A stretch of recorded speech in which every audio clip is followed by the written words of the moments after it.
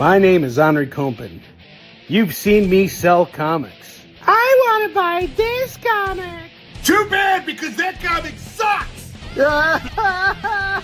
You're watching Onrie'S Comic Mukbang Reviews. Prepare to get banged. What is up, everybody? Welcome back to Onrie'S Comic Mukbang Reviews. I'm your host, Onrie'S. It's great to be here with you guys. What's up, Jay? How you doing, brother? Rage reviews. That's absolutely right. Actually, these are not rage reviews. As much as I like to advertise as such, that's not the case. This is my third episode doing this. Well, you got to have the damn cat. It's not, it's not a show without the damn cat. But this is one of those situations where I'm flying by the seat of my pants, I guess is what the term is. Is it the seat of my pants? The seat of my chair, or the pants, my parents' pants, something like that. I don't know. Either way, I've just been messing around with a bunch of stuff, and this is what I just want to talk about for a minute before we get into tonight's reviews. Is growth is a really beautiful thing because you can't always get it perfect right away. And I was actually talking with a friend about this morning. That sometimes when you start something off, you just got to do it and fall on your face and see what's working, what's not. And the one thing I kind of realized as I was going through this is we don't really have like a good, like when people are going to be looking back on this and being like, like what episodes, what reviews and stuff, they're not going to know what books I'm talking about unless I show them.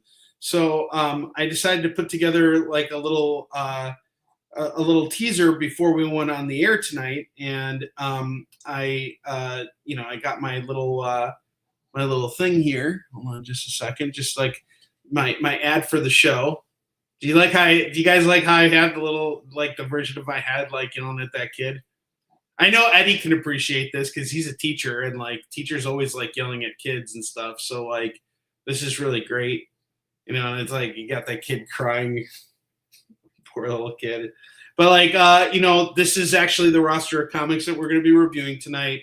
And, now whenever you guys go back, you'll be able to see this. So going forward, this is how we're going to promote every single episode of Onrie'S Comic Mukbang Review. And the point of this show is for me to review all the books that are on my pull list every week. So you guys can get a sense of what I'm reading, what I'm enjoying, and all that kind of stuff. And so, yeah, growth, that's part of growth. And we also got a little, overlay over here, which I just finished working on before we went live. So I'm really happy about that. But every time I do this, there's going to be things that I improve on and things like that. So thank you for showing us your little thing.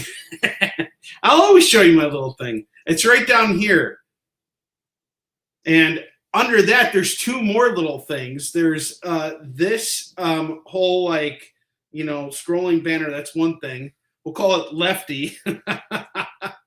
And then we have Righty, which is the comments, which you guys can't see, only I can see. But yeah. But anyway, we had a really great week for releases. But before that, I just want to thank everybody for backing the Houston Shin campaign and for helping us reach our funding goal.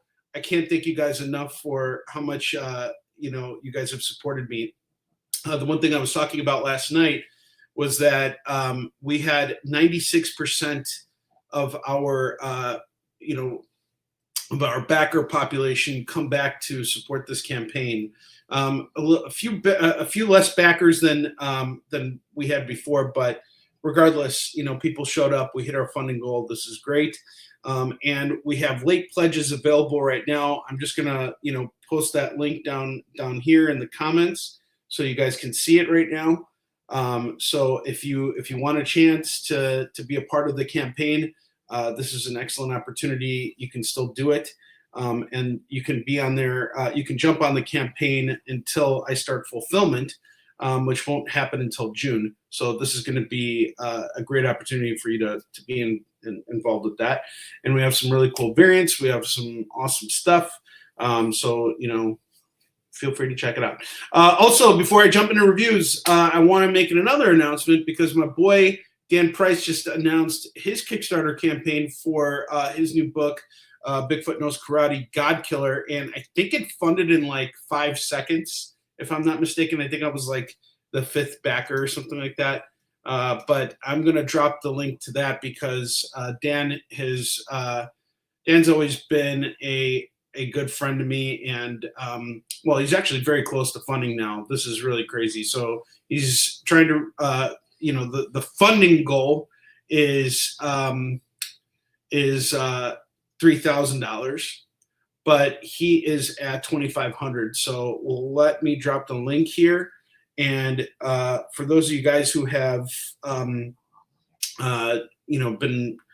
fans of the series, this is an opportunity to back the campaign and be a part of that. So, the one thing I have to say that I learned from doing Kickstarter this time is just how important it is to be a part of the community and to support each other and everything. And I really love everything that Dan is doing right now. So feel free to go check out his campaign. I dropped a link for you guys. Let's help my boy here get funded.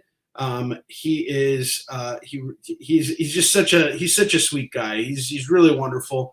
And we're going to be doing all kinds of stuff on this channel going forward. I'll be bringing back review shows in June at some point. So I'll be doing interviews.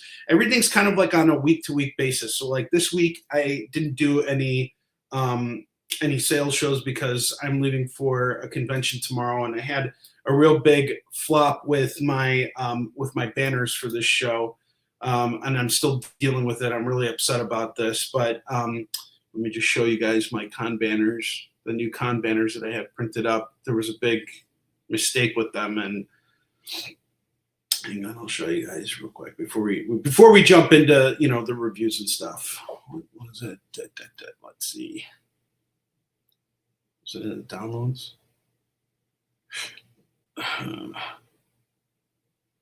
Guys get a shot of me just looking at there we go. Yeah, that should be it. Yeah, so like you guys, I found out what the problem was. So these are my new banners. They were printed on like the same type of fabric that's used for printing flags. And so the material is really thin and it's transparent. And so this is not going to work for convention display. Like as you guys can see, you can literally see right through it. If you look at the Yisun Shin banner, you can literally see right through it. So I'm working with the company right now to resolve this, and they're kind of taking their time with it because technically, they fulfilled what they were supposed to do. But, when I ordered these banners, I was not told that this is the material that it was going to be printed on. There was not a lot of communication with them in terms of that. So my real hope is that they just reprint these and send me everything.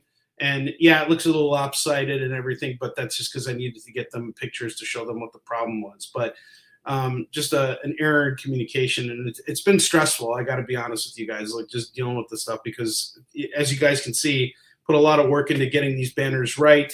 You would think this would all just be very simple, but so many hours, so many drafts between all three banners, like just getting things done right and everything. There's just so much work that we do not see.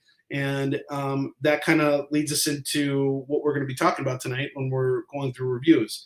Now, there's a couple things I want to let you guys know. So first and foremost, I am a comics reseller. So my job is not to bash comics, but to find the good in every single comic that's out there. At the same time, if there's something that I particularly don't like, I want to, make note of it to you guys and let you know, hey, I didn't like this, but maybe you will. Just because I don't like something necessarily doesn't mean you shouldn't read it.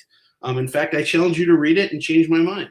So, and I'll tell you right now, that has happened to me so many times throughout my career. I have read books that I didn't particularly like, and I talked about them and why I didn't like them.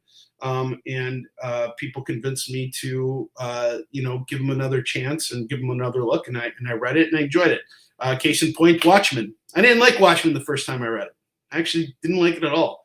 I always kept getting stuck at the Black Freighter part because I just felt like here's the story, and now I'm being pulled out of it with this dense story that has nothing to do with it. But now the Black Freighter is like my favorite part of the book because when I started working on Yisun Shin, Len Straczewski, who passed away last week, very unfortunately, told me that before I start writing Yisun Shin, I need to have a sense of, composition for how I want to tell the story. And he told me, have you ever read Watchmen? I'm like, well, I read half. He's like, no, you're going to stop everything you're doing and you're going to go read Watchmen. And so Len forced me to read through Watchmen. And once I got through it, once I got through the Black Freighter part, I actually really got into it. You know, when the story pulled me back in. And now I look back on Watchmen and I'm so glad I read it and enjoyed it, because then I was able to enjoy the HBO series that came out. So Watchmen's fantastic, and it's in my collection. So just letting you guys know that this is how things work sometimes. Just because I don't like something doesn't mean that you shouldn't buy it. I'm never going to tell you that a comic is terrible and that it's garbage. I don't do those kinds of reviews because just like I showed you guys with those banners here, there's a lot of work that goes into this stuff that people don't even see. You know, like you look at this and you think, you know, whatever, it took 2 minutes. Like, you know, no, it didn't. It took weeks to put this together. While I was working on that Kickstarter, I was going back and forth with my editor or with my designer, and constantly refining everything and trying to get it right. So,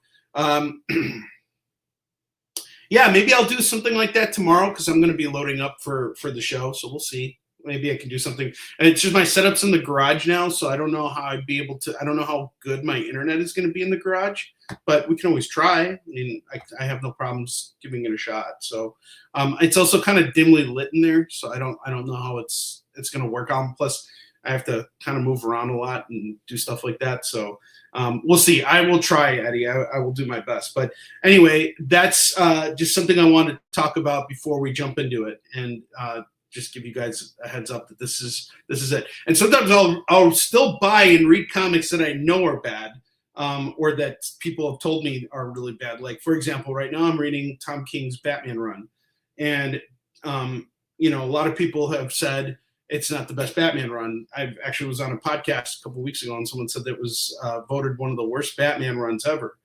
But you know, even though that's the case, I can still read it and observe things and see what works and what doesn't work. And, you know, like, I don't think it's been all bad. You know, there's a difference between comics just being awful and, you know, unreadable, and sometimes not being the best and still being able to kind of pull you along as a reader and get you to that next issue. So, and there's a book like that we're going to review tonight. So without further ado, let's get to the reviews right now. So we're going to start with Absolute Green Lantern number 14, which just dropped this week.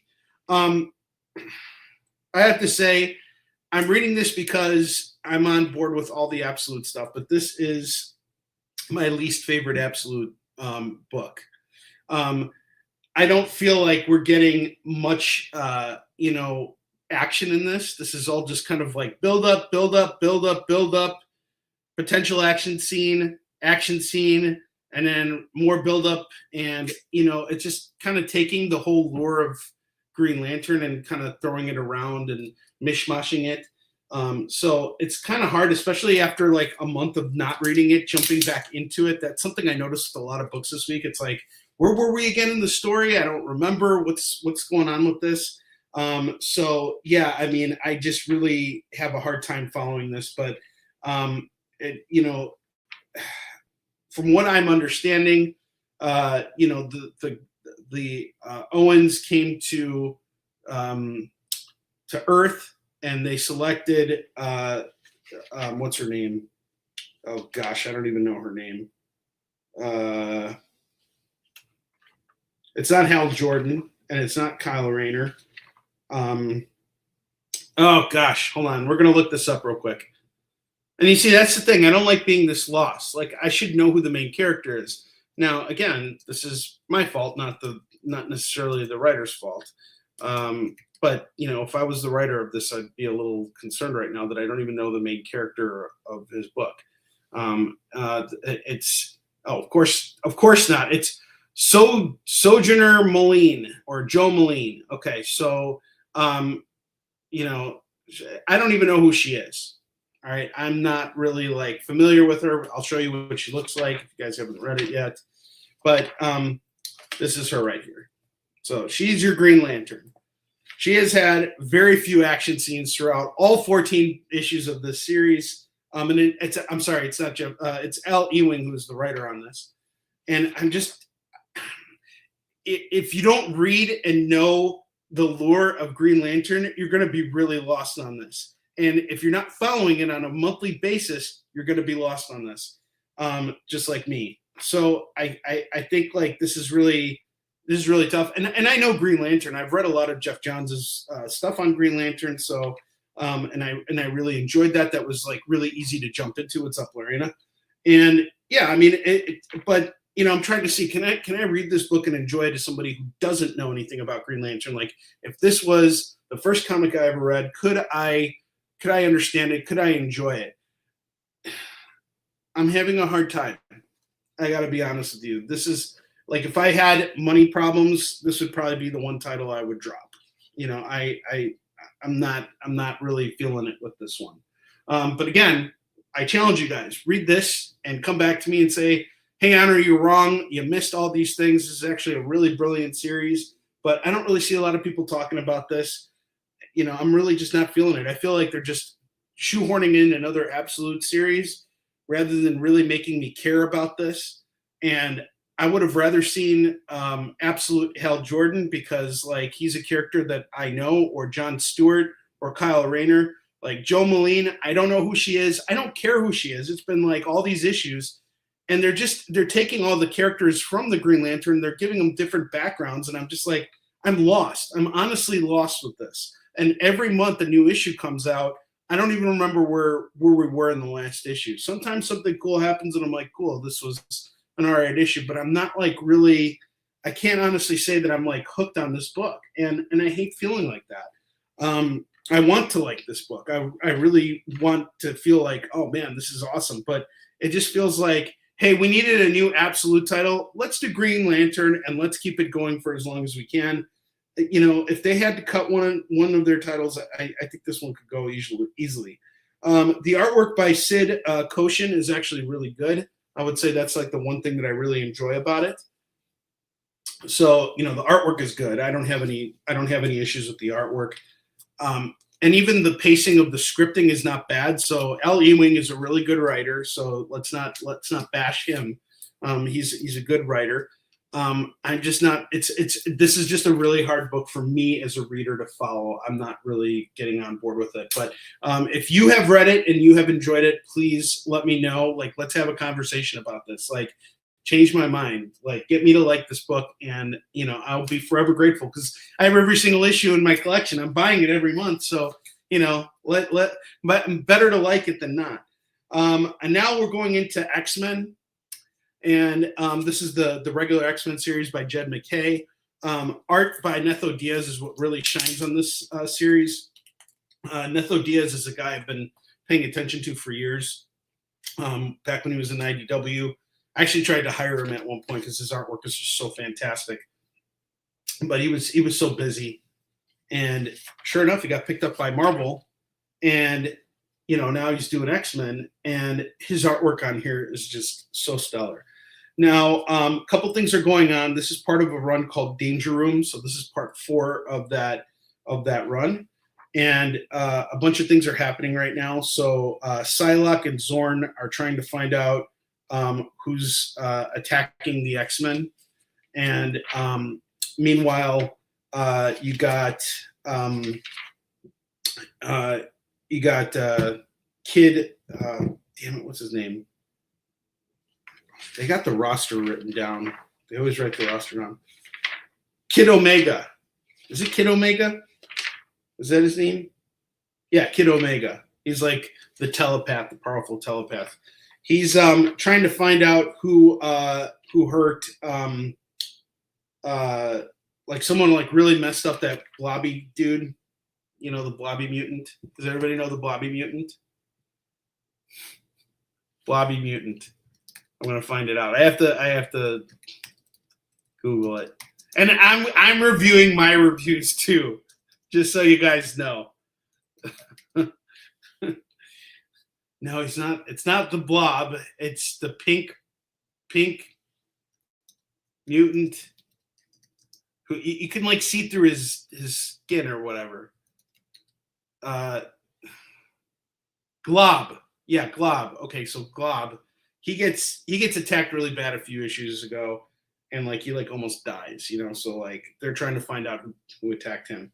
And in the meantime, Beast is you know, in the factory, which is like the new headquarters of the X-Men. And like, look how great Neto's artwork is. I mean, like, it is just so amazing. Onrie'S reviews of Onrie'S comic Mukbang. Yes, it will. I will do that. Some really good moments in this. I mean, just look at that. That's really cool. Yeah, the artwork in here is really awesome. So Beast is, you know, he's encountering he's encountering the Danger Room, which is like, I guess, developed its own AI initiative or something like that. I'm kind of having a hard time following it because, again, it's been a couple weeks since I've read an issue of X-Men, and it's like, here, jump in, read this issue of X-Men again. Like, I think this stuff is meant to be read together rather than, you know, apart like this. So I kind of had a hard time following what was happening here, but good issue. I mean, it's another issue of X-Men. A lot of people don't like this series because, you know, they feel like it's lost its roots. Like, X-Men's lost its way since the Krakoa stuff ended, and I tend to agree. I think it would be great if X-Men could just go back to being the classic X-Men that it was before.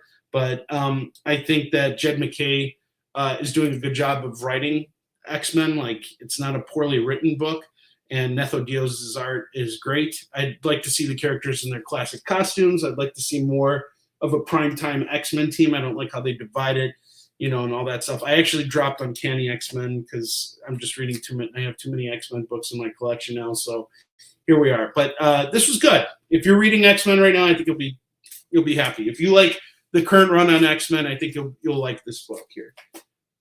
This next book here, man, I had a really hard time with this one.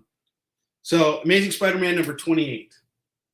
And for those of you guys who know, I am not the biggest fan of Amazing Spider-Man, haven't been for a while now, but I buy every single issue and I read every single issue, and I can get through every single issue. It's not like I ever feel like, man, I am, you know, I'm like her, you know, I'm not like gobsmacked by, you know, terrible composition in this. Like the writing moves the story forward. And that's kind of the problem, is the writing moves the story forward. It's like, here we are summing up all the events of Death Spiral in one page, and it's all like something that Peter has already been through a million times, and so he can get over it pretty quickly.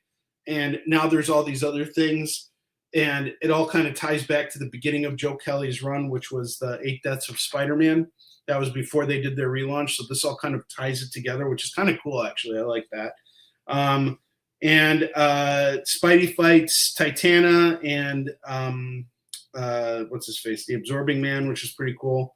There's a cool battle between the two of them, which, again, you know, Spider-Man used to battle these characters for an entire issue, and in this book he like beats them in like one page, and it's like, come on, guys, like, you know, have the villains put up a little bit of a fight, and then we get this big, you know, exposition scene, which just kind of goes on, and, you know, I don't feel like the stakes are going up higher, you know, like, it's just another Spider-Man book, you know, like, it doesn't even feel like if this was a TV show, this would be considered a filler issue, like, it just, or a filler episode, like, this is just, you know, nothing. But we're starting to see, you know, a main arc play out here, and in the next issue, we're going to get to see, you know, how a new villain emerge, and I think that's kind of cool. And if you guys want, I guess I can give a bit of we'll make this a spoiler here, but here's a shot of what he's going to look like, so that's kind of cool. I like that. I'm hoping that will kind of like bring some excitement back if this villain can do this thing.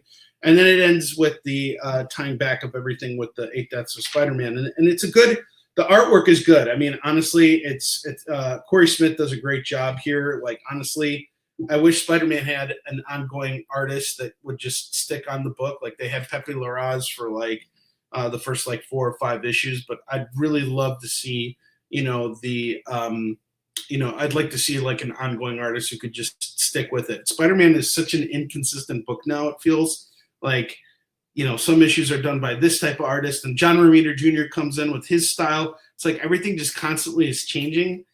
And I really wish that they could just stick with something that feels, consistent. I feel like it's all over the map. Now, is this the worst book that's out there? No. Is it dynamic, exciting Spider-Man? No, it's not. There are better titles being put out right now. But again, when you're on these, what's up, Matt? How you doing? When you're on these like tight deadlines, it's kind of hard to, get everything so tight and everything. But they have time to come up with this stuff. There's a reason why they're getting paid the money that they're getting paid, and I just don't. I mean, these books don't have any. They're not going to have any lasting value to them because nothing happens in them. And that's the problem with Spider-Man right now, is that nothing is happening in these issues. It's like that's the most disappointing thing. It's like you spend $5 on this book, and then nothing happens, and it's really disappointing. $5 on this too. I mean, I'm just the cover's great. I will agree, Lorena. It's a good cover. I think it's awesome. But how about somehow reflecting that in the book? It's like it's almost like the events of Death Spiral really didn't even matter. I really have a hard time with this. But rest assured, I will be back for the next issue of Spider-Man. I can tell you, that I can guarantee you. So I will be back for the next issue of Spider-Man. Because I want to see what happens with Spore. I want to see what's going to happen next year. So, I will be there. And then JS, how was my birthday? My birthday was fantastic. It was great. I hit up 3 different comic shops and did a bunch of free comic book day shopping.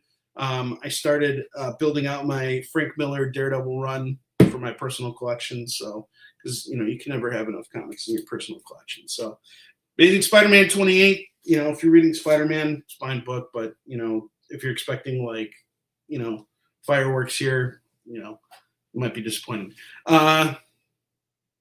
Yes, I am getting closer to. I did a couple things, so I have multiple runs that I'm building out right now. So I'm building out Jeremy Adams'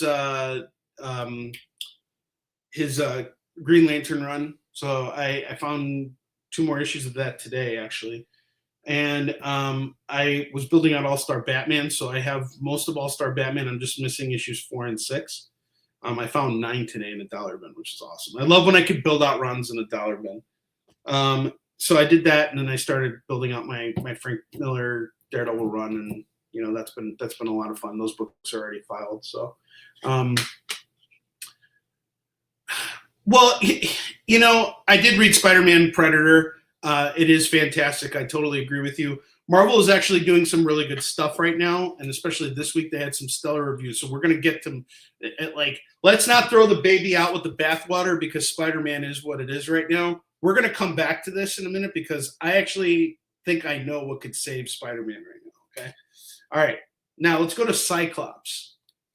So Cyclops is his own miniseries. Started out really great. I mean, I read that first issue and I'm like, holy shit, get me issue 2. Issue 2 comes out and I'm like, all right, he loses his visor, so now he can't use his mutant powers. This is what happens in every single Cyclops series. He basically becomes Daredevil with a gun or something like that. It's like,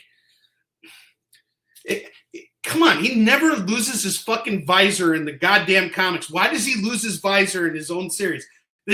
I'm not kidding. They had another series that came out in 2001 when he had his little biker outfit and he loses his fucking visor. Again, he loses his visor. And he's wearing, he's wearing a cloth around his eyes as if that's going to help anything if he opens his eyes on accident. He's going to blow everything up. He does not need anything. I hate the fact that he lost his visor and that he did not have a replacement. That to me is just ridiculous. And another thing I was thinking about is, why doesn't he have at this point, why doesn't he have contact lenses or something? Okay, your glasses are going to get lost. Your helmet is going to fall off. Some shit's going to happen. But if you have contact lenses that you could tap a button and then they just sprinkle, they separate or something like that. I mean, it's fucking 2026, man. You're in the X-Men. You got Beast and you got all these you got you got Forge. Fucking Forge could have made contacts for Cyclops. For Christ's sake. And no, he loses his visor. He doesn't have access to his. It's come on, give me Cyclops being Cyclops. He should have access to the thing that makes him Cyclops. When you tie like one hand behind his back, you're like castrating the character. Like, what the fuck? I'm really disappointed in what this has turned into because of that. I want to see Cyclops be Cyclops. And I want to see Cyclops be the center focus of his own goddamn fucking book. Fuck! Jesus. All right. Well, anyway, this book likes to focus on this girl here, who none of us will ever care about after we're done with the series. Her name is May. And her mutant power is that she's really strong, but she can only use her strength when she's not afraid. If she's afraid, she doesn't have any strength. That is awesome. I can't wait to see her get her own miniseries. But this should really be called May, not Cyclops. I'm getting so much more like unhinged now. This is terrible. And here was the thing. When I read it, I was like, all right, cool. And I like Alex Paknadal, by the way. He's a great writer. And there's multiple ways to look at this, right? You look at the pacing of the book, and then you look at the way the script is written, and then you look at the art. So the script is fine. I don't have any problems with the script. I think there's some cool moments in here. When Cyclops doesn't, like, he's just blind throughout the whole damn thing. What is this, fucking Daredevil? And how does he move around? How does he, like, I hate how they just blind him. They just made him Daredevil. And he's like a poor man's Daredevil. And he's got these little yellow leggings here. He looks like fucking Peter Pan. Jesus. Fuck. Yeah, it's ridiculous. Punisher and Cap. Yeah, okay. We'll get to Iron Man. We'll get to it. Marvel's been doing some good stuff. So let's just, like, I'm dissing this right now because I was expecting this to actually be a really good Cyclops series, and it just feels like the focus is. It feels like we're building up to like a big issue where Cyclops is actually going to kick ass with his fucking visor and everything, and he kicks ass in this issue. This is actually a pretty cool moment here. They did this multi-figure spread or shot there where he did the backflip and was doing his thing. So yeah, I mean, it's not a badly drawn book. It's actually really well drawn, and some things are cool about it. And it's about this uprise that's occurring because Cyclops gets shot down, or his plane gets shot down. He's on the Blackbird or whatever, and he gets shot down, and like he's on this remote island, and like there's this dude there who's like taking mutants and like removing their limbs and like adding cybernetic parts to it, and then being like, here, go kill a bunch of mutants and like do this stuff. Like, we've never seen this before either. This is like the premise of every single Cyclops gets his own comic storyline. It's like the same thing over and over again. Like, I really would have liked to have seen Cyclops not like, just think ahead, dude. Like, you're the leader of the X-Men, and he gets like castrated so quickly. It's like, and I was really disappointed with this in the first two X-Men movies. It's like, I'm the leader of the X-Men, and like he falls so quick. Like, Toad whips his ass in the first movie, and then like humans kick his ass in the second movie. It's like Cyclops just does not stand a chance, and he's the leader of the X-Men. He's the one who's training them all. He is the tactician. And if you read the regular X-Men series, he's the best thing in that book because he's actually like kicking ass and taking names and being a leader and doing all this stuff. Here, he's just like, I'm Cyclops in survival mode. Yeah, man, this started out really strong. Now it's just like become like every other Cyclops miniseries that you've ever read before. If you guys read it and want to get, let me know what you think. I got Cyclops here for you. He's got a mushroom tattoo on his forehead. Oh, man. All right, next book, another Marvel book. Mark Spector, Moon Knight, number 4. I am convinced of something after reading this. I am convinced that I needed to read the issues that came before the series launched. It's kind of like if you haven't been reading The Incredible Hulk and then you just jump into The Infernal Hulk, you're going to be completely lost because a whole bunch of stuff happened before that took about 30 issues to lead up to. And so now we're with this 4th issue of Moon Knight. I've been having a really hard time following this. Bunch of stuff happening, and I have no idea. Artwork's good. I like it. But that's the problem, is like I shouldn't have this problem when I'm jumping into Moon Knight. Like I should know what I'm reading. The artwork is good. The writing's good. Again, you got Jed McKay here. This is the same guy who's writing X-Men right now. He's doing great. Artwork's fantastic, and Jed's been doing Moon Knight for a while now. Again, the artwork in this is sensational, and his writing's not bad. Like I'm sure if I knew the whole story, I think I would really appreciate this book a lot more than I am right now. I'm sorry, there's just like an ad on every other page. So I'm trying to find like full spreads here to show you guys. Hang on, there's got to be a full spread somewhere. Nope, there's an ad on every other page. There we go. Here's a spread here. But the artwork's really good. I mean, it really shines. I don't know much about the supporting cast.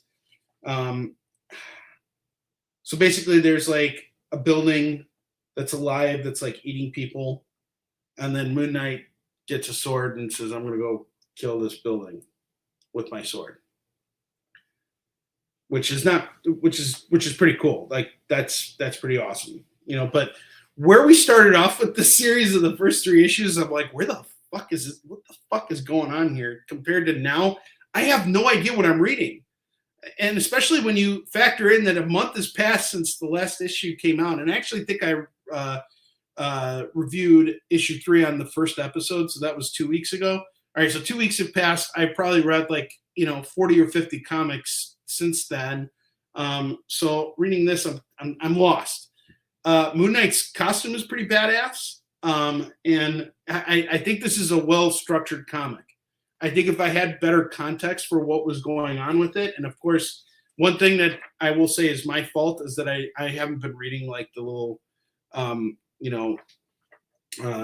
plot build-up, summaries here. So I probably should start reading those as I continue reading this series. But I mean, it's been fine. I like it. It's not a bad series. I do like the artwork. It's good. What's up, Pops? How you doing, brother? So yeah, this is a good series. But I'm lost. I have no idea what the fuck I'm reading.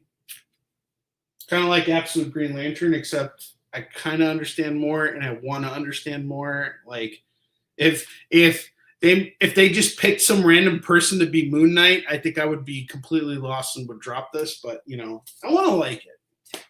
I like Moon Knight as a character. I think he's pretty badass, and I like how they have differentiated him from like Batman and things like that, because he's basically like Marvel's. He was originally like Marvel's version of the Shadow or Batman, whatever, and they really changed him up. So there we go. The next book we got here is Alien King Killer #2, which is written by Saladin Ahmed, who I have had a real bone to pick with. Not a real big fan of his Daredevil run. He picked up where Chip Zdarsky left off and kind of left a very unmemorable note after writing 25 issues of Daredevil. I didn't feel like anything happened in those 25 issues of Daredevil.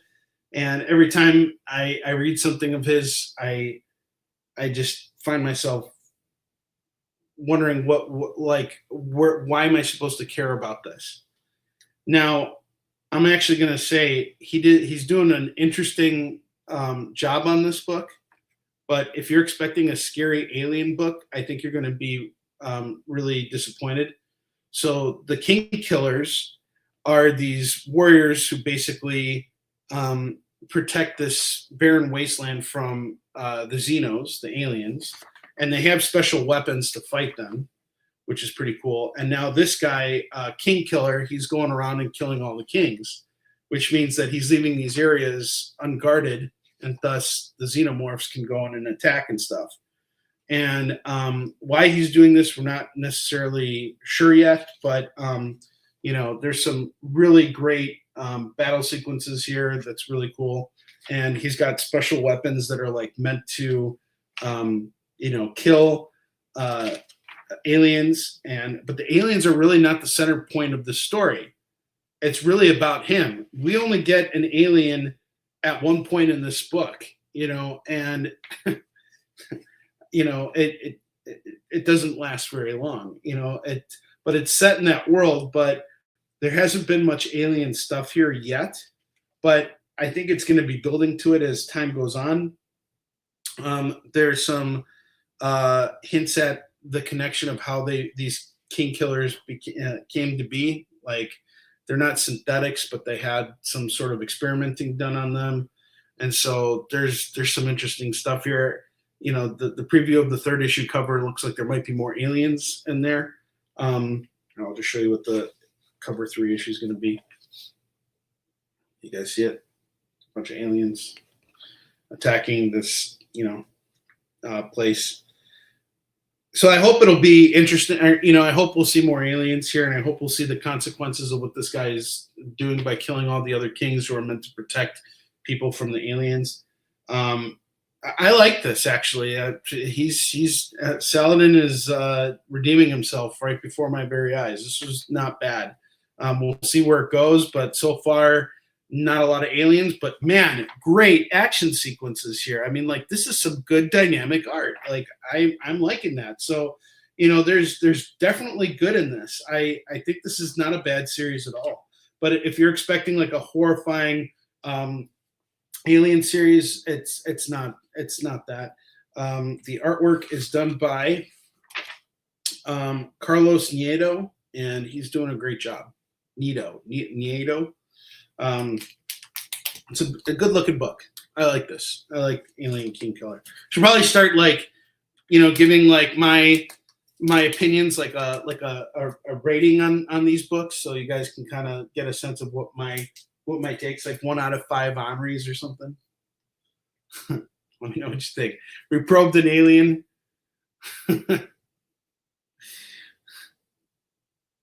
And Cyclops will return in Avengers Doomsday trailer, but his visor is not going to be there, as we know. Like, he's going to lose his visor. That's like he's like the easiest guy to like take down. Just take off his glasses. It's like, come on. It's like beating up a nerd at school. Like, come on, he's Cyclops. He should, And again, I didn't hate the book. I'm just like, come on, like, why does every single Cyclops series have to be him losing his visor and walking around blind? Like, I just don't get that. All right. And I'm glad I called it out. All right. I have to call it out. I can't not say anything. All right. Next up, we got Fantastic Four number 10. Really beautiful cover by Humberto Ramos. Not my favorite Spider-Man artist, but I have been loving him on Fantastic Four. I really like Humberto Ramos's Fantastic Four. Ryan North is the writer and has been writing for a while. This is part 5 of The Invincible Woman, and I think this is the final chapter because the battle felt pretty conclusive here. All the events feel like they tie up here. So basically, The Invincible Woman is not a copy of Sue Storm, but she is Sue Storm from a different dimension, and she develops these. She basically cracks the code on the powers that Sue Storm has, and becomes a lot more powerful, like more powerful than all the other Fantastic Four members, and so powerful that she's invincible, and she can use her invisibility powers to like basically do anything. And she ends up, this all happens after she loses Johnny the Thing and Mr. Fantastic in her universe. And she's looking for Sue, and I forgot why she was trying to hunt down Sue. I think she was trying to kill her so she could absorb her powers or just become her or something like that. I don't remember. Again, when a month goes by and I haven't read this book, like, it's hard for me to, it's like, where were we again? And I really do need to get better about this stuff. So the summary is The Invincible Woman is an alternate version of Sue, who accidentally wiped out her own planet and subsequently lobotomized herself to avoid feeling the crushing remorse. She was trying to kill Galactus in the far reaches of space until Reed, Sue, Johnny, and Ben intervened. They fought, but the Invincible Woman proved so powerful that the super family were forced to retreat. They contacted their children back on Earth to warn them, only to learn that New York was already under an alien attack. So this is something I'm going to promise you guys I'm going to do going forward. Even for myself as a reader, I'm going to read these summaries. I usually skip them.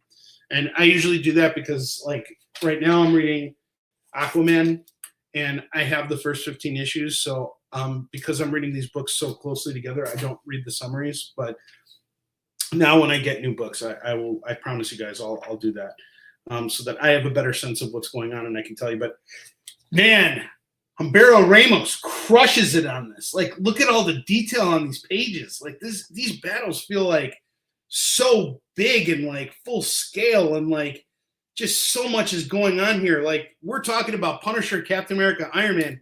You all need to be reading Fantastic Four. Marvel is crushing it with Fantastic Four right now.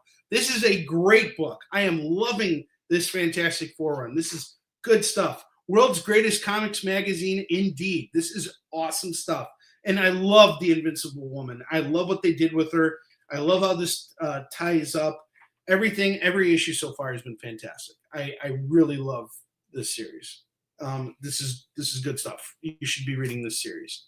This has been awesome. Or as they say, fantastic.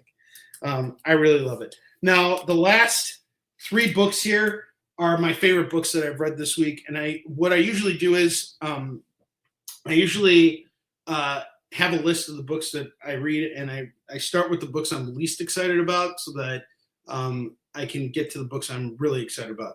Now, why did I start reading X-Men? I'm going to blame Chris Deiskell for it. Chris Deiskell is the reason why I'm reading X-Men. So the reason is because he picked up issue 1 back when it came out. And so I picked up issue 1. And then I read issue 2 and 3. And now we're on issue 29. So thank you, Chris Deiskell. I now have 30 fucking copies of X-Men thanks to you. But is it my favorite comic series? And would I have bought it if it wasn't for Chris and continuously bought it? Probably not. But I like to know what's going on in comics. And I like to know what's going to be coming out at some point. So there, I bought it and I read it. Next up, we got Absolute Superman number 19. Loving this series. This is such good stuff. Oh my God. Absolute Superman is amazing. Art-wise, I honestly think this book is the best of the Absolute line. Like, I love Rafa Sandoval's artwork. It's amazing. Some serious shit happens in this issue, like holy fuck moments in this. Look at the artwork here. Just look at Superman like dashing. It's so great. This is so awesome. This spread here is badass. I love this. This is one of those books where you can tell that everybody who's working on it is invested in telling a great story. They're doing really good stuff here. Superman's not getting castrated. It's not like every issue he's got kryptonite or something like that. This is awesome. They bring in Absolute John Henry, which is great. And there's a spoiler in here which I'm not going to reveal, but someone is shown in here that we want to see. And I really like how they've what they're doing with Black Adam. So in this issue, Superman is battling Black Adam. We're introduced to him in the previous issue, but in this issue, we're learning more about his story. And, Superman's got a weakness to magic. So him and Black Adam are having a tough fight. And the issue ends on like a cliffhanger. It's like shit's about to get even more fucked up because a couple more characters show up and it's like there's going to be a throwdown in the next issue. Like Absolute Superman 20 is going to be a throwdown.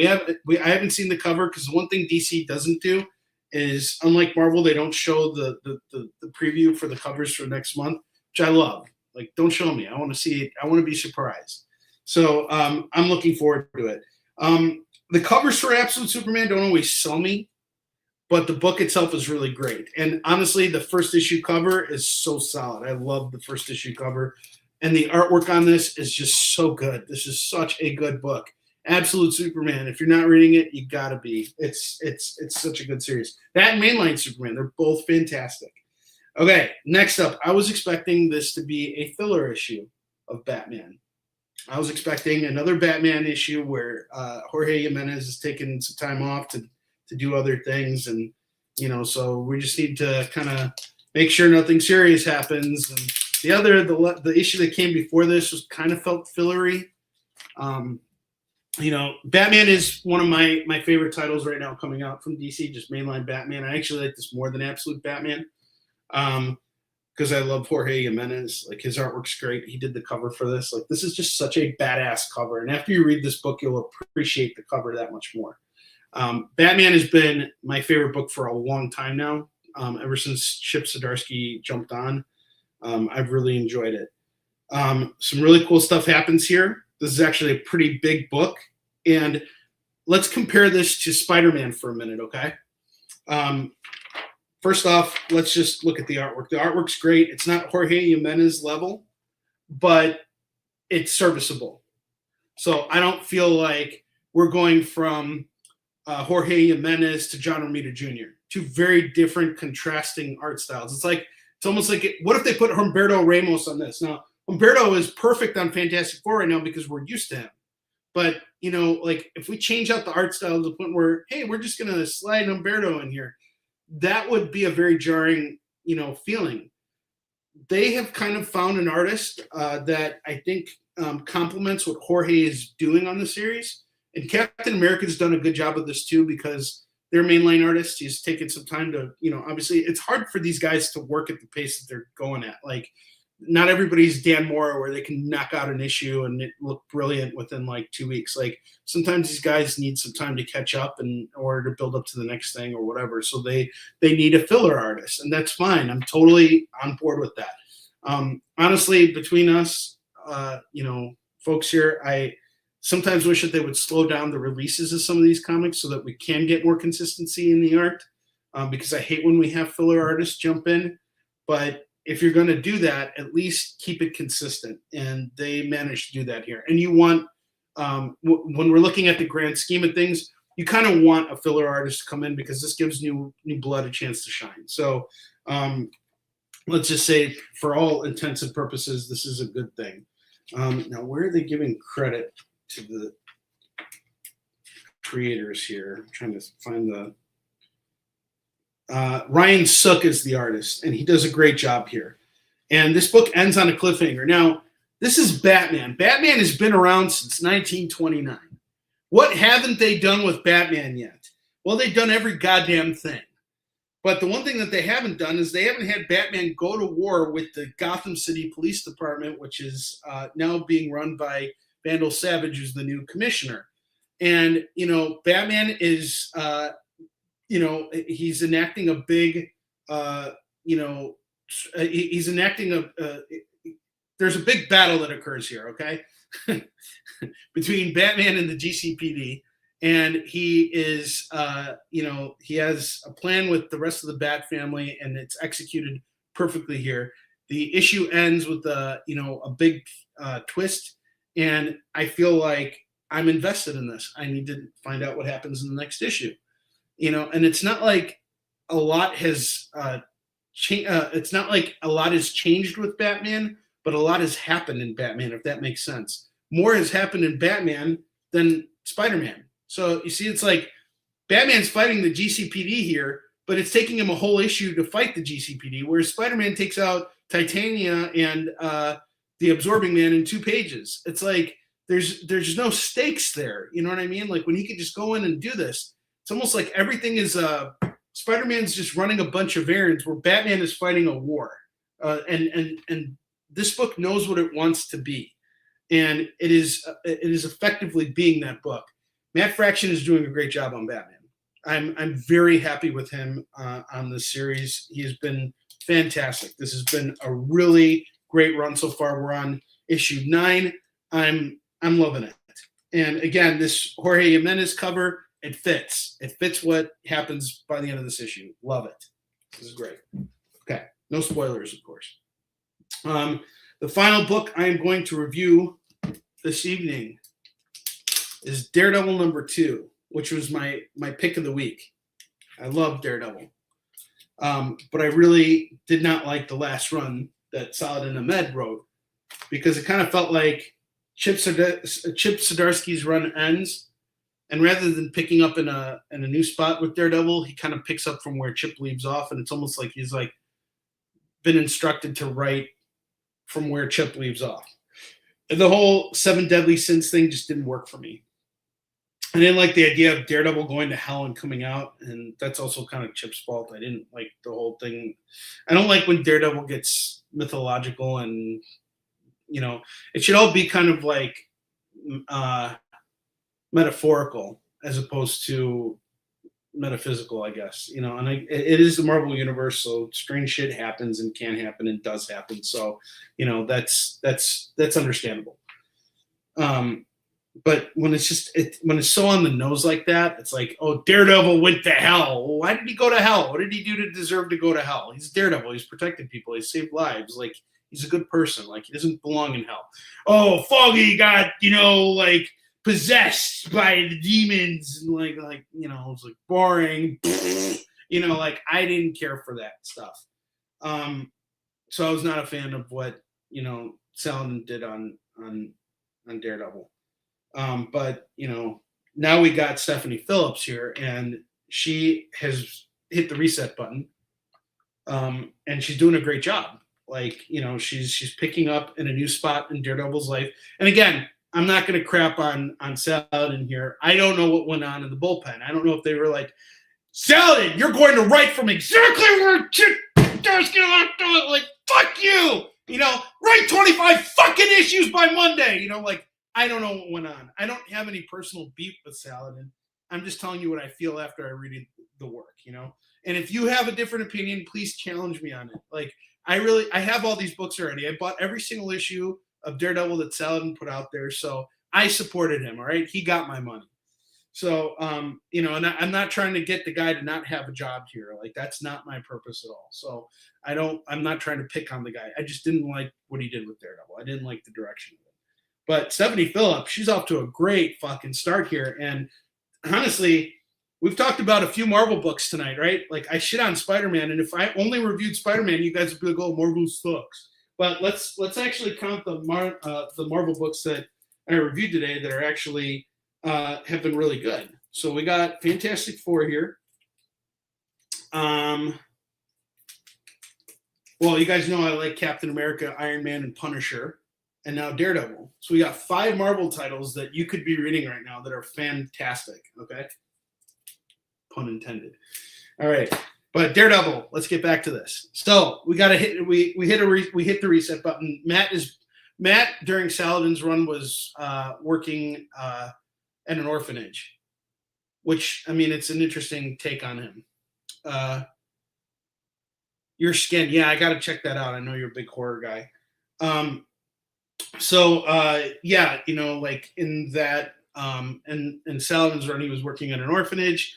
There were some kids there. He was friends with the Padre was there, and, you know, a whole bunch of it was a good setup, but the health stuff was kind of like weird to me. Like, you know, the 7 deadly sins thing, I didn't get it, and I wasn't invested in it. Like, the 7 deadly sins have gotten Bullseye. It's like, oh, come the fuck on. It's fucking Bullseye. You know, like, you know, or the 7 deadly sins have gotten Kingpin. Well, the one thing I will say about that works is that, what's his face? Kingpin actually, after having his moment with the 7 deadly sins, you know, has a come to Jesus moment and in his own wacky mind.